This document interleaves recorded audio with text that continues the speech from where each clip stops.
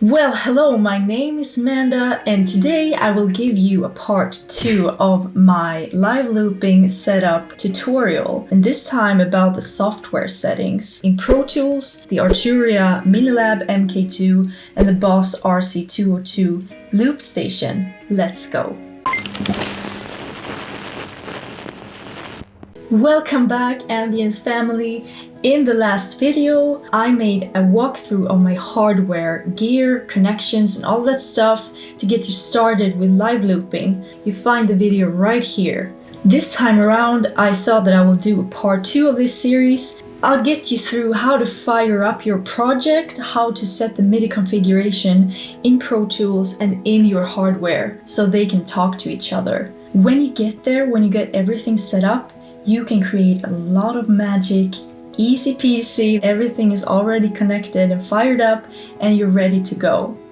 I really hope that you find some value on my channel. The next year or couple of years ahead is going to be really fun. I'm going to post a lot of stuff about music production in general, creating, live looping, live performances, and all of the emotional, technical, fun stuff. I really hope to see that you follow my journey here. If you do like these kind of videos, give me a thumbs up down below, and you will find me in the comment section if you have any questions, any requests, or anything like that. Do not forget to subscribe to my channel and follow me on Instagram. I post content on Instagram every week and YouTube, well, as soon as I can, every week or every other week. I'm planning on a lot of fun content for you guys. Let's get started, shall we? Let's start with Pro Tools.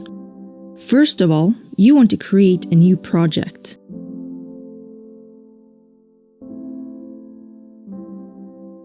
In the settings, go to the playback engine, and you'll have to choose your playback engine device, which in this case is my RC-202. You'll get the option to close and reopen your project. Now Pro Tools understand that the output signal is being sent out into the looper. Once your MIDI controller is properly connected in your computer, let's check the MIDI configuration. Go to Setup, MIDI, and MIDI Input Devices.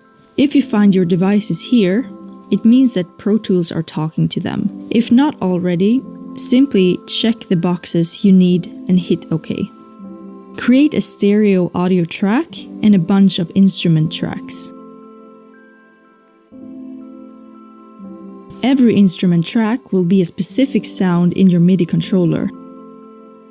On your stereo audio track, route your output signal so it matches your interface. In my case, line in 3-4. This will be your output signal from Pro Tools. Now, add your favorite virtual instruments to your instrument tracks and select the sounds you want to use in your live performance. So let's get to the settings of the RC-202.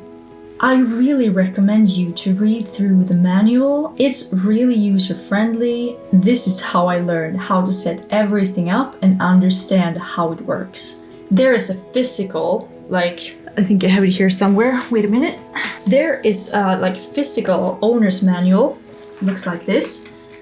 Just read through this, it's amazing. And there's also a digital parameter guide. I will link it down below for you. Here you can see more details, the settings in the looper and what you can do with it. For recording your live looping, this is the settings you need in the RC. First, you need to switch to USB mode to be able to record.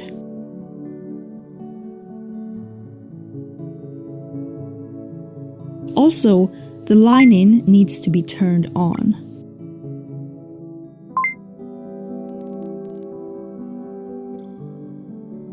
Press the P-Shift rhythm button to manage the metronome settings. Turn down the headphone volume of the metronome by turning the knob. Here, you can change the meter of your looping. If you don't want to record your metronome, but only hear it in your headphones, you have to set this option in the RC by choosing Line In Off. Also, set your main headphone volume and the output volume you're sending into your DAW. Set the tempo of your song by tapping it in or by turning the knob. Under Delay and FX, you can manage the effects. Me, I like to turn up the reverb a little bit, which is nice during the vocals. Record your RC live performance by hitting the record button on your stereo audio track. Do your thing, sing, play your instruments. Now you have a track in Pro Tools and you just recorded your live looping. That is really nice, but now you want to play back what you just recorded and listen to it, right? Yeah. Now this is the important part. Whenever you want to play back the recordings you've done, before you change the output of your audio stereo track from line in 3/4 to stereo 1/2, do this first. Do not forget to switch to line in off in the RC. If you don't change the line in, you're sending the output signal into the loop station itself, like over and over. It's called feedback, and you don't want that. If you do have a better solution for me, please let me know in the comments, because this is actually a really annoying thing that you have to do every time you play back anything. So let's move on to the Arturia Minilab settings and configuration. Make sure to download the software from arturia.com. Log into your account or create a new one. Here you can choose your product, which in my case is the Minilab MK2. Press start and follow the steps you see here. If you already have an account, go register your product and then download and install the Arturia Software Center. This is for managing your Arturia virtual instruments. Go ahead and activate and install your product in the Arturia Software Center. Finally, download the MIDI Control Center. This is a software for updates and the device settings. In the MIDI Control Center, check if the MIDI information is being registered by playing any key or pad. And watch this arrow. If it's flashing yellow, the MIDI controller is up and running. In the device settings, I like to set the pad velocity curve to full, since I like to add beats during my live loopings. It means that the beat is playing at the same volume and velocity, no matter how hard or loose I am hitting the pads. On the key velocity curve, on the other hand, I like to set to linear.